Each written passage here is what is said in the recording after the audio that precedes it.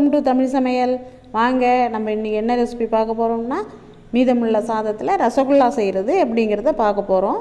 அதுக்கு தேவையான பொருட்கள்: 1 கப் ஜீனி எடுத்து வச்சுருக்கோங்க, 1 கப் சாதம், மதியானம் வடித்த சாதத்தை எடுத்து வச்சுருக்கோம், 2 ஸ்பூன் நெய், 3 ஸ்பூன் கார்ன்ஃப்ளவர் மாவு, 3 ஸ்பூன் மைதா மாவு. இவ்வளோ தாங்க இதுக்கு தேவையான பொருள்.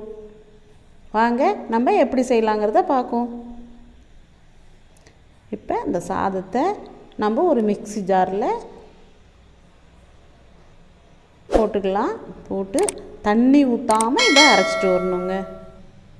தண்ணி கொஞ்சம் கூட சேர்க்கக்கூடாதுங்க.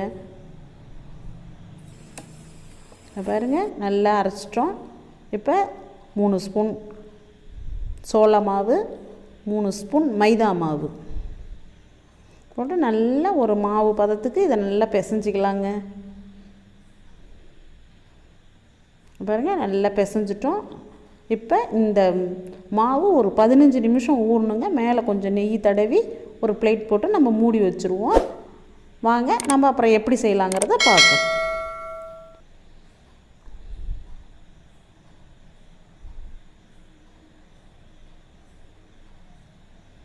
இப்போ பாருங்கள், 15 நிமிஷம் ஆயிடுச்சு. மாவு நல்லா ஊறி இப்போ சாஃப்டாக இருக்குது. இப்போ 2 கையிலையும் கொஞ்சம் நெய் தடவிக்கிட்டு நமக்கு தேவையான சிறு சிறு உருண்டைகளாக பிடிச்சி வேறு ஒரு பிளேட்டில் நம்ம எடுத்து வச்சுக்கலாங்க.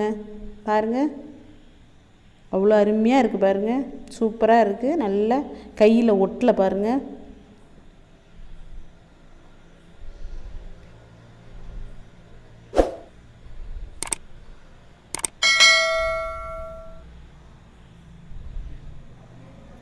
இப்போ நம்ம 1 கப் ஜீனிக்கு 1.5 கப் தண்ணி வச்சு ஜீனி சிரப்பு செஞ்சுக்கலாம். ஒன்றும் இதுக்கு பெருசாக ஒன்றும் பதம்லாம் தேவையில்லைங்க. லைட்டாக அந்த பிசு பிசுப்பு தன்மை இருந்தால் போதும். நம்ம ஜீனி பாவை ரெடி பண்ணிட்டு வந்துடலாங்க. அடுப்பை ஆன் பண்ணிவிடும்.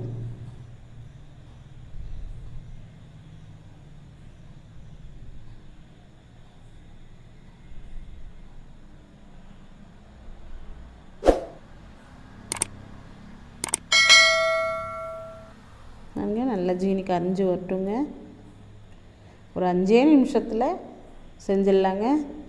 சுவையாக சாதம் மீந்துருச்சுன்னு கவலைப்பட வேண்டாம். ரொம்ப அருமையான ரசகுல்லா செஞ்சால் பசங்கள்லாம், குழந்தை பிள்ளைங்கள்லாம் ரொம்ப விரும்பி சாப்பிடுவாங்க.